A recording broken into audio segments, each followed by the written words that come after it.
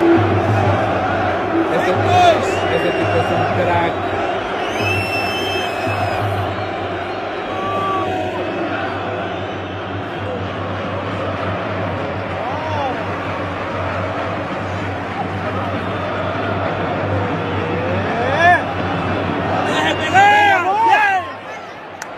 Bien.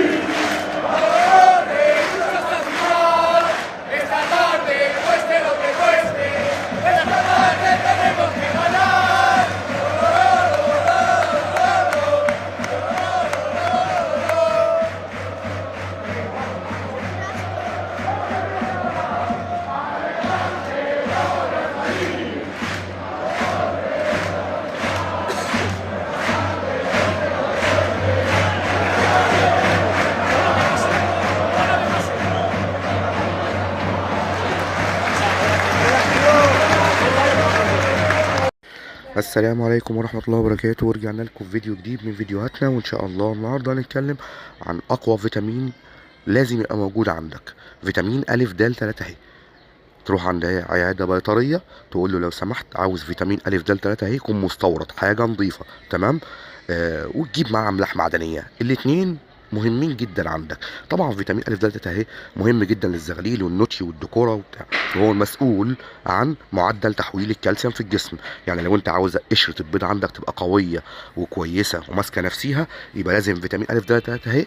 فيتامين ألف د 3 اهي ومعاه أملاح معدنية تمام. او كالسيوم بقى، انتوا بتحبوا تستخدموا كالسيوم، بس انا بفضل الاملاح المعدنيه احسن من الكالسيوم بالنسبه لي. هتشوف بيضه 10 على 10، هتشوف زغاليل 10 على 10، احجام محترمه.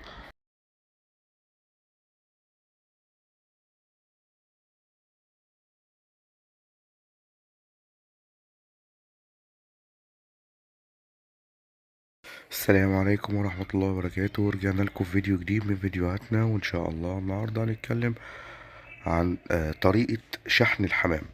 ازاي تقدر تشحن حمامك للمحافظات. بتروح اقرب موقف جنب حضرتك تمام، تقول له عاوز اشحن مثلا محافظه كذا، وتكون منسق مع الطرف التاني.